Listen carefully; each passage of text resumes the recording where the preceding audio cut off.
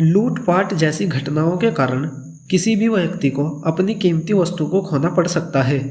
अक्सर देखा जाता है कि कोई महिला रोड पर जा रही होती है कि अचानक से कोई व्यक्ति आता है और उससे उसके गहने छीन के भाग जाता है।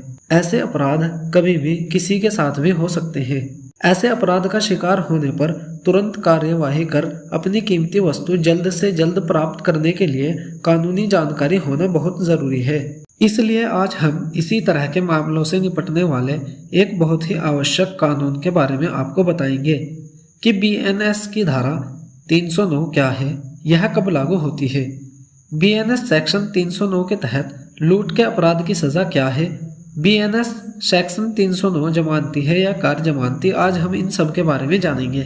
लूट के अपराध के दौरान कुछ मामले ऐसे भी देखे जाते हैं जिनमें अपराध करने वाला व्यक्ति न सिर्फ किसी कीमती वस्तु को छीन ले जाता है बल्कि इस घटना के शिकार व्यक्ति को चोट पहुंचाकर भी भाग जाता है।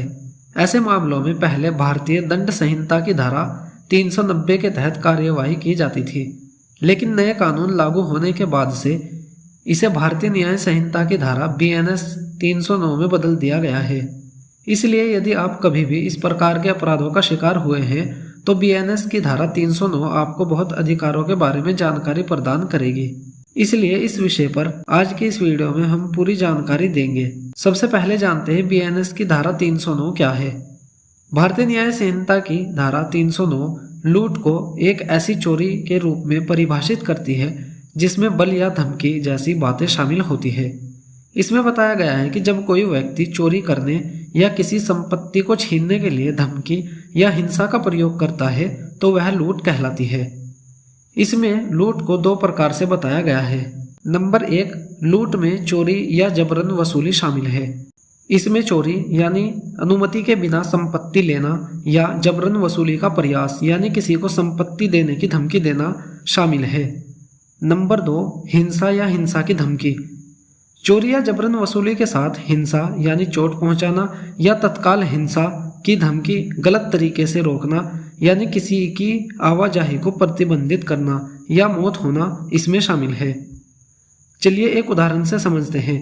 यदि कोई व्यक्ति सड़क पर आपका बैग छीन लेता है और आपको अपना बटुआ न देने पर चोट पहुंचाने की धमकी देता है, चोरी और हिंसा की धमकी के कारण इसे बीएनएस की धारा 309 के अंतर्गत लूट माना जाएगा। भारतीय न्याय संहिता की धारा 309 की कुछ मुख्य बातें हैं।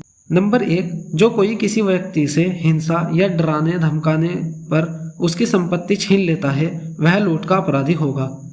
नंबर 2, हिंसा में मारपीट, धक्का मुक्की, हथियार दिखाना या किसी अन्य व्यक्ति को नुकसान पहुंचाने की धमकी देना शामिल है।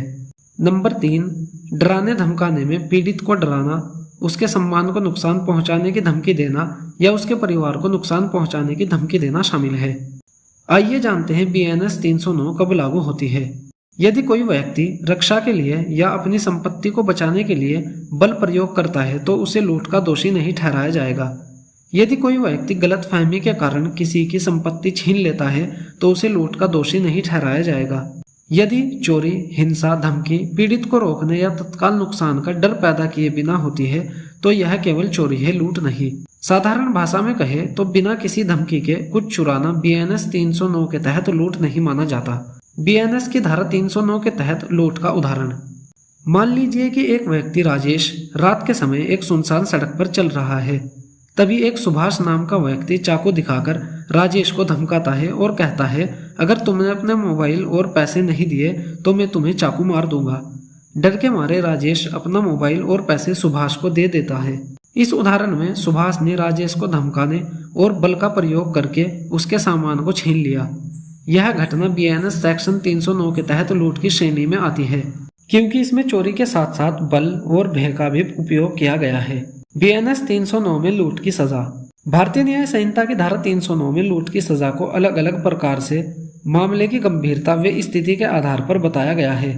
तो आइए जानते हैं विस्तार से इसके बारे में। यदि कोई व्यक्ति लूट करने का प्रयास करता है लेकिन असफल हो जाता है तो उसे 7 वर्ष तक के कठोर कारावास की सजा दी जा सकती है और जुर्माना भी देना पड़ सकता है।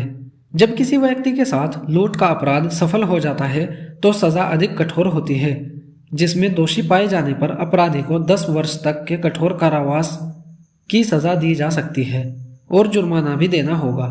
यह ध्यान रखना महत्वपूर्ण है कि इसमें सजा की गंभीरता और भी बढ़ सकती है।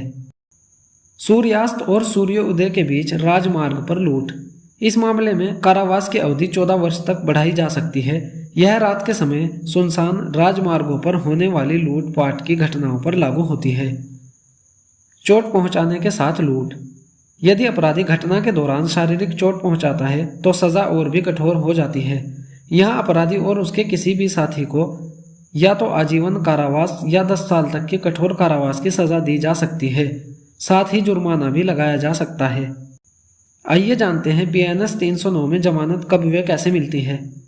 भारतीय न्याय संहिता की धारा 309 के अनुसार लूट एक संज्ञेय अपराध है, यानी ऐसे अपराध को ज्यादा गंभीर माना जाता है।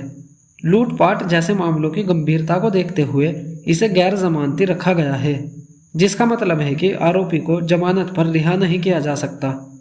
हालांकि कुछ हालातों में जमानत दी जा सकती है, जैसे यदि आरोपी नाबालिग है, यदि अपराध गंभीर नहीं है, यदि अपराधी के खिलाफ सबूत कमजोर है।